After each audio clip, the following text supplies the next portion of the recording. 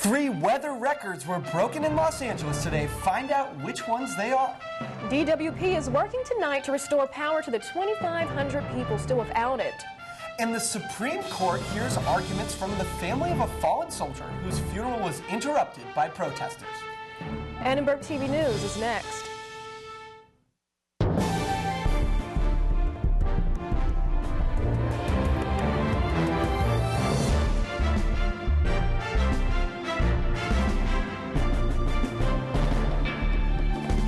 You're watching USC's first source for news, Annenberg TV News. Hop open that old umbrella, slip on those rain boots, and watch out for puddles. The Southland's first major rainstorm has arrived.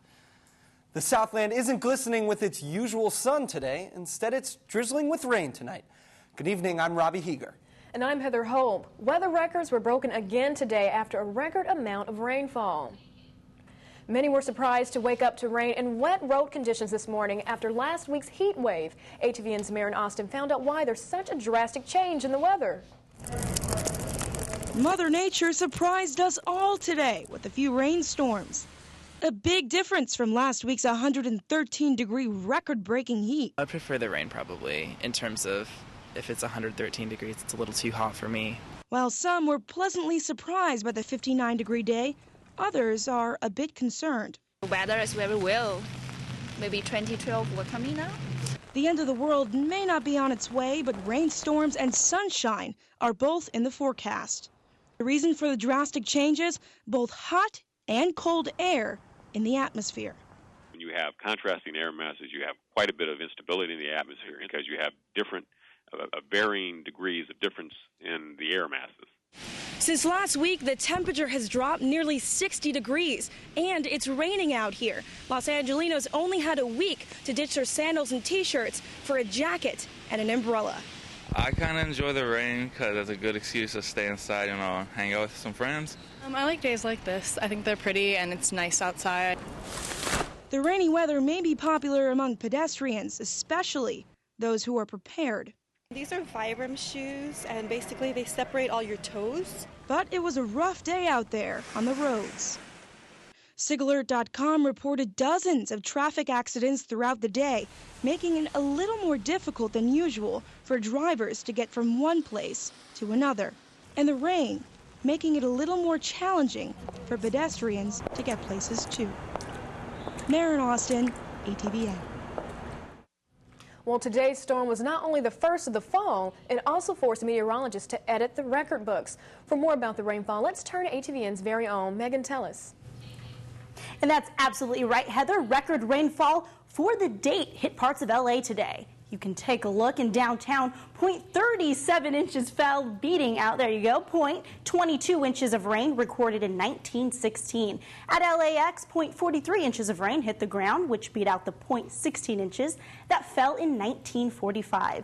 And out by the coast in Long Beach, residents experienced 0.3 inches of rainfall, beating out the 0.02 inches of rain recorded in 1983. Much more on this wacky Wednesday weather later on in the forecast. Robbie and Heather, back to you. Rainy weather left 60,000 people without power over the last 2 days. Wet weather can conduct electricity, resulting in transformers to catch fire. This was the case in Venice this morning, leaving a block of businesses in the dark for several hours. Store owners in the area have had to work around the inconvenience. The customers come in, it's dark in here, and they just start going around shopping like it's just normal, and I'd have to tell them that we don't have any electricity. The first significant rain of the season also causes debris to fall from the trees, landing on power lines and causing power outages.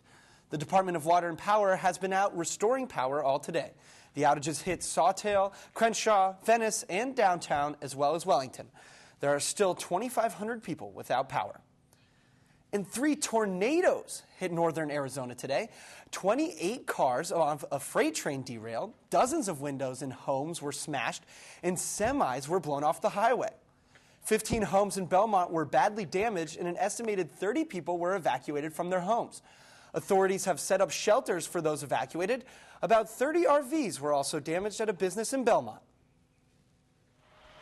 For some reason, the lady didn't park her Jeep all the way down.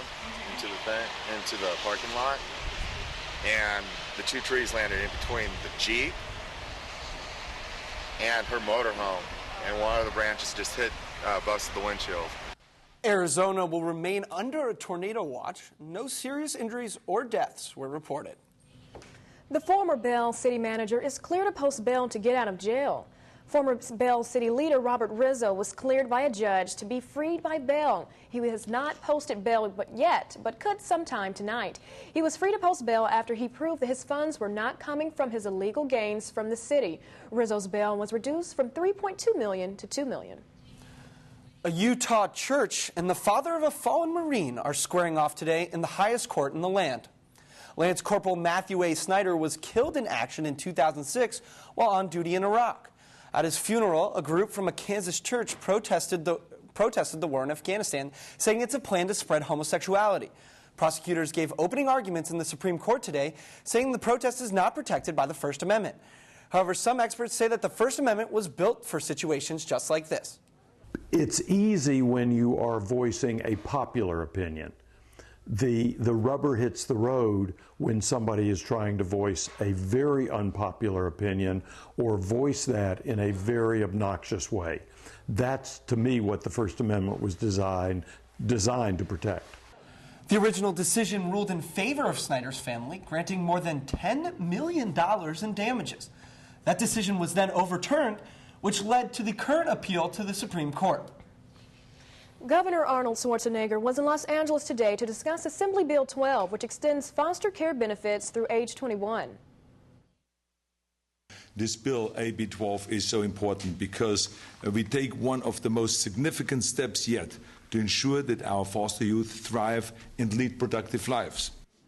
The bill allows California to replace the current $52 million spent on foster care with federal funding. Roughly $37 million of the savings will be placed back into the growing foster care system. If this bill wasn't signed today, there's so many youth who won't be able to go to college, maybe who don't even have jobs in the economy now. Like, they'll be out on the street. States like Illinois with such programs reported that foster youth are 3 times more likely to enroll in college and 65% less likely to end up in jail. Well, a new poll conducted by USC's College of Letters, Arts, and Sciences shows Meg Whitman has secured more undecided votes than opponent Jerry Brown. The poll is called USC U Vote 2010. Results show that among registered voters who were undecided just a few months ago, 43% now support Republican candidate Meg Whitman. 32% support Democrat Jerry Brown. What we found in this most recent poll is that Meg Whitman came out to be more favorable than Jerry Brown, at least amongst the undecided registered voters that we spoke with. In terms of the economy, Meg Whitman had 25% higher favorability rating than Jerry Brown. Being in a recession, just the word CEO sort of resonates with people. The poll randomly sampled 286 Californian registered voters from a pool of 1,003 undecided voters. Mayor Antonio Villaraigosa announced domestic violence partnerships today, a program that joins the LAPD with domestic violence agency groups to effectively end the cycle of violence. We're certainly looking for the entire community to come together and help victims of domestic violence cope with that, and also to make a statement that domestic violence is not an acceptable behavior. The program calls for every LAPD division to partner with an advocacy group to provide resources. The goal is to connect victims to services faster and more effectively. In response to Domestic Violence Awareness Month, companies like Verizon Wireless are working to support victims this year. Verizon has donated $400,000 to this cause.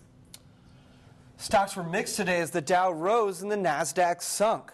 The Dow hit a 5-month high, climbing 23 points to end at 10,968. The NASDAQ fell 19 points to end at 2,380. 75 people were killed today in Indonesia by devastating mudslides and flash floods. Local relief operators say the town of Wasi was hit the worst. Currently, over 2,000 people are seeking shelter in government relief camps and buildings. What officials are calling an ecological catastrophe hit Hungary today, killing 4 people and injuring hundreds more. Just southwest of Budapest, a sludge reservoir burst, causing toxic sludge flood. 264 gallons of toxic sludge flowed through town's police spokeswoman Monica Binney says that a criminal case has been opened, insinuating possible on-the-job carelessness by workers. The flood has killed 4 people and forced hundreds more to evacuate. Top Afghanistan and Pakistani officials are meeting in Kabul this week. They're trying to find ways to end the now 9-year-old Afghan war and build peace with the Taliban. There have been approaches made to the various departments of the Afghan government by various group of people and by various individuals claiming that they belong to the Taliban, that they want to come and they want to join the main socio-political stream of the Afghan society, and they want to live in peace. One Afghan official called the talks a new phase in building bridges and making peace with the Taliban. However, the Afghan education minister says he wants these meetings to be result-oriented. The French government issued a warning today about travel to the United Kingdom. British authorities say a terrorist attack is highly likely and urge citizens to show extreme vigilance when on public transportation or at tourist sites. The warning comes after French police seized 12 people suspected for terrorist ties Tuesday, but it is not clear yet if they are connected to the plot that prompted the warning. Linguists in India announced that a new language in India has been discovered. The language known as Koro is spoken by only 800 people in the region and mostly used by people over the age of 20. Indian students on campus talked about whether or not the introduction of the new language mattered to them. Well, I'd say it's a good thing, and it wouldn't hurt because we already have 18 languages, 18 old languages, and it wouldn't hurt to have another one and adds flavor to the country. I think in general, for most people, it would probably not be a huge deal because India already has 30-something languages. Researchers say they uncovered the language while studying other weird languages back in 2008. Their findings will be released in the upcoming version of Indian linguistics. Well, Alhambra is trying out a trilingual website to reach its diverse community. Hear the response from community members. Parking at USC is said to be a tight squeeze, literally. And Facebook announces user-friendly updates today. See what they are.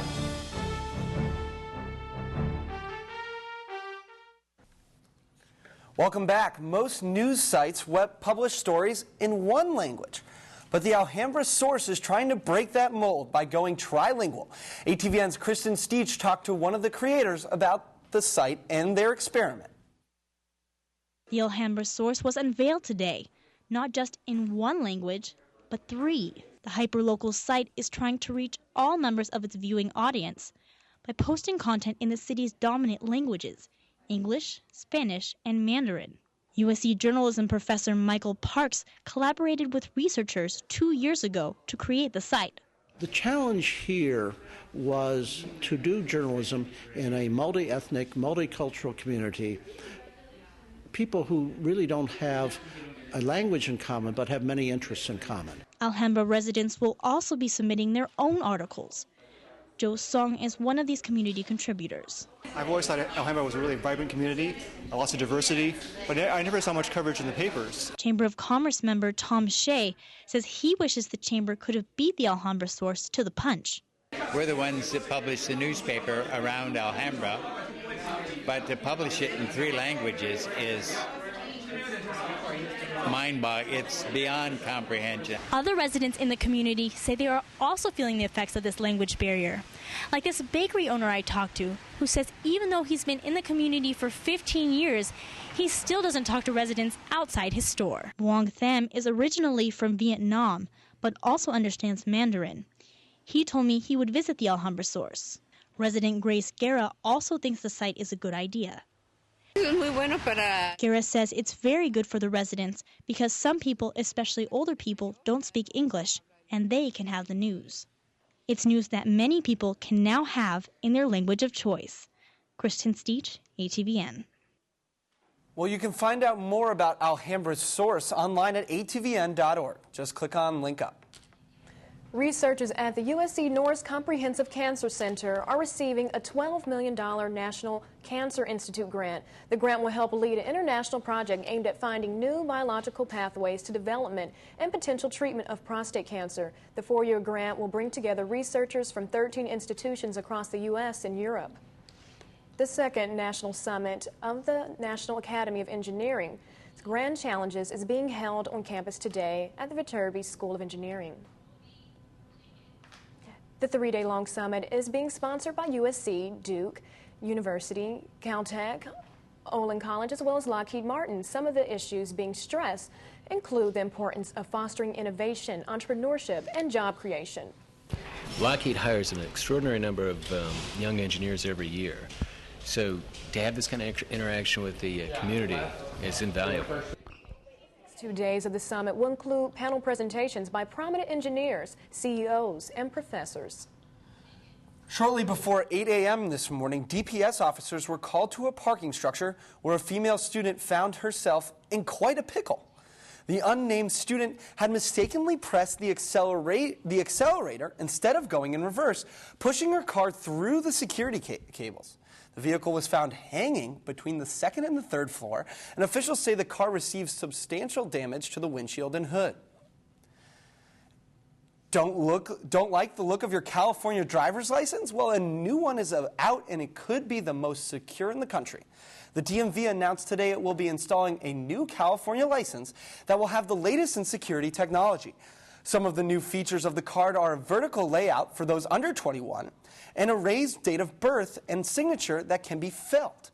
The new features are made to protect the card against fraud, tampering, and counterfeiting.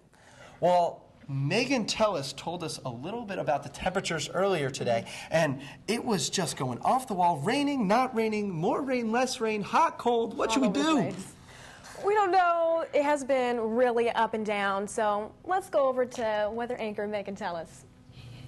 All right, Robbie and Heather, and that is not going to change. We are going to see temperatures increase through the rest of the week, but we'll get to that in a little bit. Let's take a look at the temperatures outside right now. We have a high of 67 degrees and a low of 62 degrees. Winds are slightly blowing to the east at 9 miles per hour, and the sun is going to rise tomorrow morning at 6:52. If you look at the temperatures across the Southland, we see that Rancho Cucamonga tomorrow is at 64 degrees, LAX at 66, and right here on the USC campus at 71 degrees.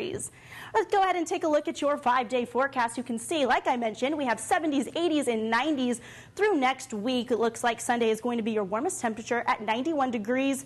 But if you're enjoying this cool temperature and this rain, I'm sorry to tell you, the sun is back in action. Alrighty, it's my favorite time of the week. I'm wondering, are you looking for a spring internship and don't know where to start your search? Well, this week I caught up with the self-proclaimed intern queen, and she wants to help you find your dream internship. And her help is all for you. I'm the intern queen because I had all of these experiences, and hopefully students can learn something from them. And her experiences come from her 15 college internships in the entertainment industry. Lauren Berger started her Intern Queen business in 2008 with one royal mission: to expose students to internship opportunities through her website. They go through a whole application process where they're filling in all of their important information, copy-pasting their resume into our back end, and then at the bottom they can select which internships they want to apply for. It's flyers like these and social media networks which have allowed Lauren Berger and her small team to place over 10,000 high school, undergrad, and grad students at internships at 500 companies around the world. And we're working with a few employers in Canada and in London, which is exciting. And the 26-year-old entrepreneur and Toluca Lake resident continues to build her business from the ground up. There's just some days where it's like, wow, I'm traveling around the country doing what I want to do on my terms, and it's a really, really amazing feeling. Wouldn't that be incredible to every single day wake up and know that you are doing exactly what you want to do? That sounds amazing. I mean, she's had so many internships, and that's great that she's placing other undergrads and grad students in the same thing. Helping someone else out. All right, well, thanks, Megan. Of course. Facebook has undergone multiple changes of photos and applications in the past few weeks. Today, its founder announced that many user-friendly features are on the way. We have a bunch more releases coming out over the next month as we launch some of the stuff that we've been working on. Team Facebook has been on a 60-day lockdown and released 3 new functions to help give users more site control. Facebook users will be able to download their entire profile, arrange applications, and create new groups. They'll also be able to get all their pictures, messages, and wall posts in one zip file sent to them by email. This new feature has been met with mixed reaction from students. That would be very convenient because at times I know it's difficult to access pictures off of Facebook. You have to save the picture, etc. I don't have the desire to have everything in one application. I mean, it's kind of useless in my opinion. But some are concerned their Facebook privacy is at risk. Download all of your information into one zip file could be a pretty big problem for people concerned with privacy. I mean, in a computer lab like this, if you leave yourself logged into Facebook and someone's able to click one button and download all of your photos and all of your information at the same time. He said Facebook will need to set up a firewall system that makes sure only the account holder will be able to download an entire profile. And Facebook's plan with the new group feature is to expand the chat from just one friend to an entire group. You want to share different things with different sets of people, right? I mean, some posts that you want to share are for your work friends, some are...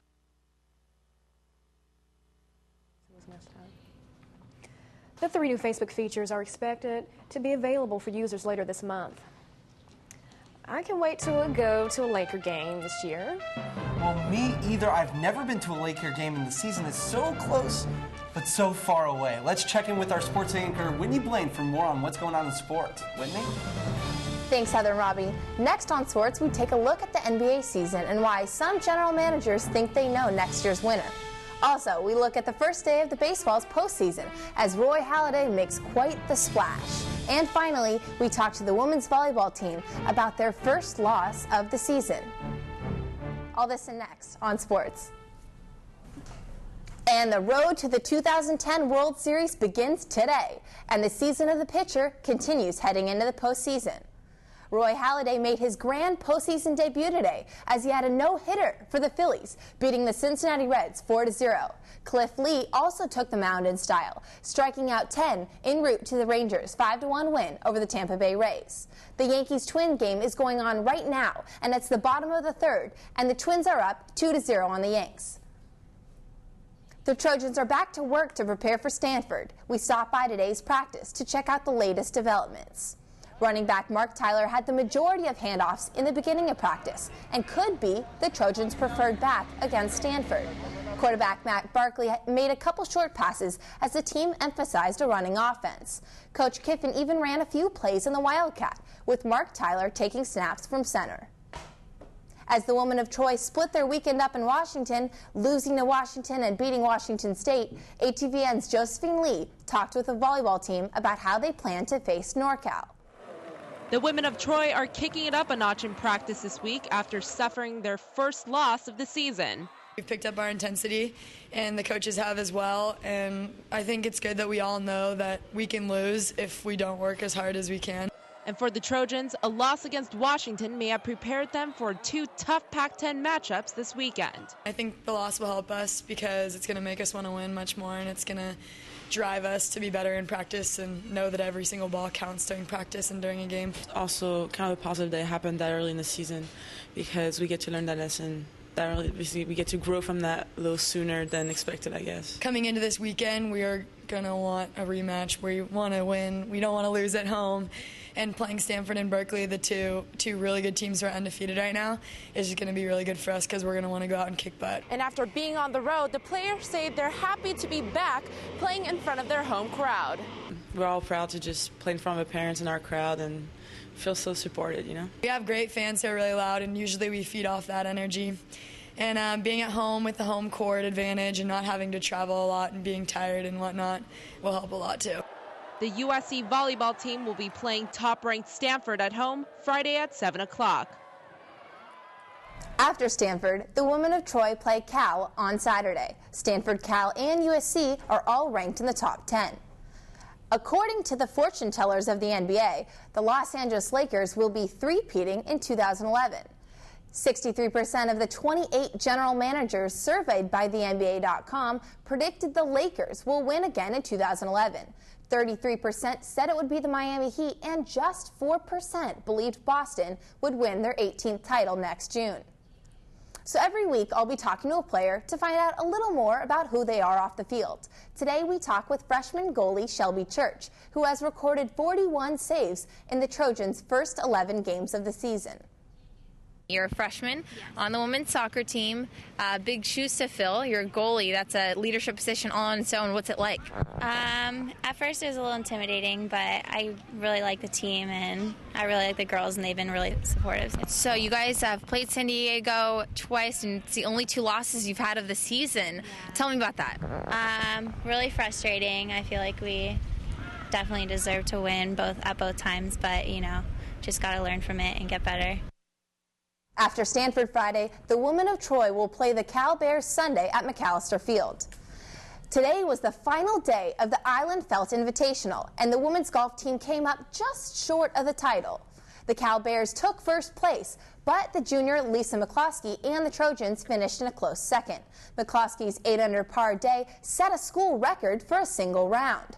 The women of Troy set a record for best combined round as well.